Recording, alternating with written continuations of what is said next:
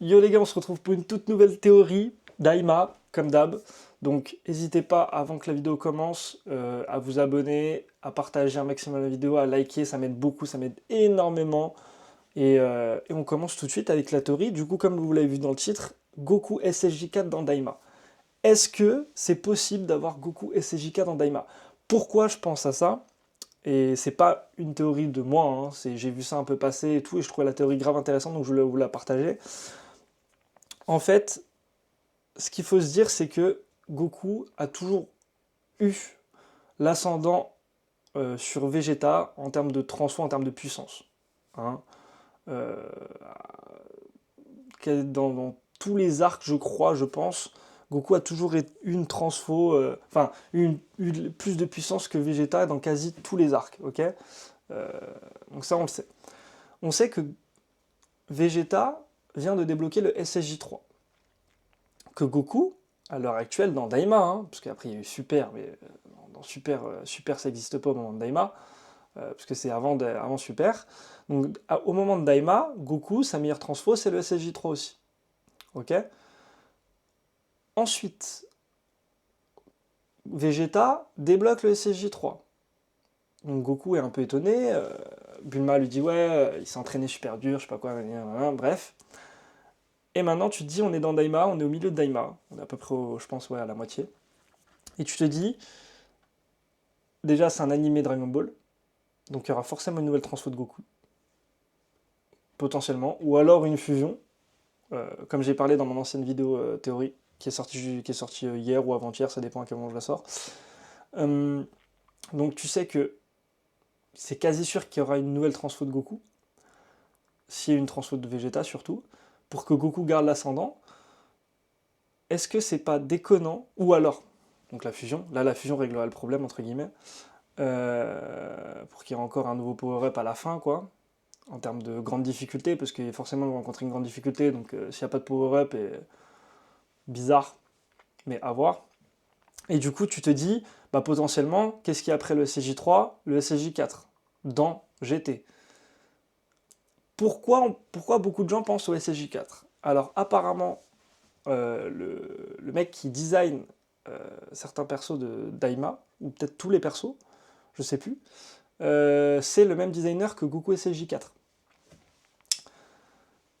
Donc tu te dis, enfin dessinateur, designer, vous appelez ça comme vous voulez, c'est pareil. Euh, donc tu te dis, potentiellement, ils ont repris le mec qui a fait le SSJ4 pour l'utiliser pour Daima. Pourquoi? Peut-être c'est juste, ça n'a rien à voir, mais tu te dis, bah, qui sait, tu vois. Ensuite, tu te dis, ils ont créé une nouvelle, enfin un nouveau Chara Design pour le SSJ3, tu vois, avec Vegeta SSJ3. Pourquoi pas introduire et entre guillemets canoniser, hein, parce que je dis bien entre guillemets, canoniser avec Daima le SSJ4, avec peut-être une nouvelle fin, un nouveau Chara Design, tu vois. Mais dans ce cas-là, comment t'expliques Super? Et comment t'expliques le fait qu'ils n'utilisent pas le SSJ4 dans Super? Alors soit c'est extrêmement bien amené, enfin, alors déjà on part de la théorie que, imaginons, demain il y a le SSJ4 dans Daima. Demain il y a le SSJ4 dans Daima. Comment t'expliques que dans Super ils n'utilisent pas le SSJ4, ils utilisent le SSJ Blue? Faut énormément bosser sur le sujet avant de faire une connerie. Après ils sont... Les connaissants, ils ont déjà fait des dingues avec Piccolo et tout, donc bon, pourquoi pas. Mais, ou alors une toute nouvelle autre transformation, mais du coup, ça change pas le problème de comment tu l'expliques que c'est pas là dans Super en fait.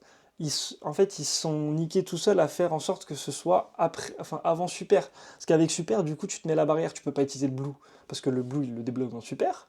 Tu peux pas utiliser l'Ultra Instinct, parce que la première fois qu'il utilise l'Ultra Instinct, c'est dans Super. Pareil, bah, pour Végétal, le Blue, du coup, voilà. Donc, le Végétal, c'est la seule transfo que tu pouvais lui faire, c'était le SCG3, pour que ça reste, entre guillemets, à peu près logique. Par contre, maintenant, le problème, c'est Goku. Qu'est-ce que tu ramènes à Goku et que t'expliques et pour expliquer du fait qu'il ne l'ait pas utilisé dans Super? Va falloir une excellente raison, parce que va expliquer tout ce bordel.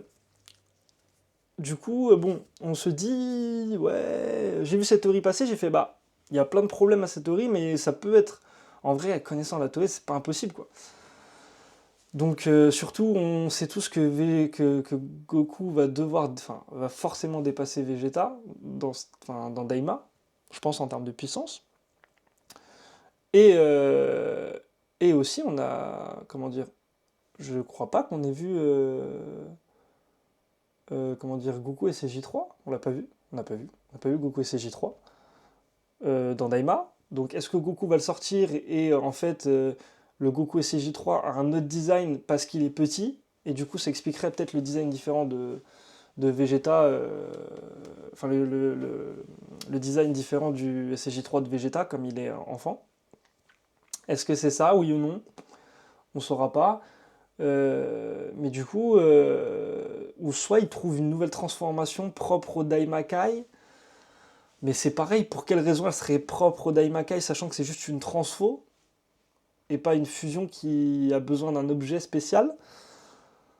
Est-ce qu'on n'est pas à la limite de la logique de Daima?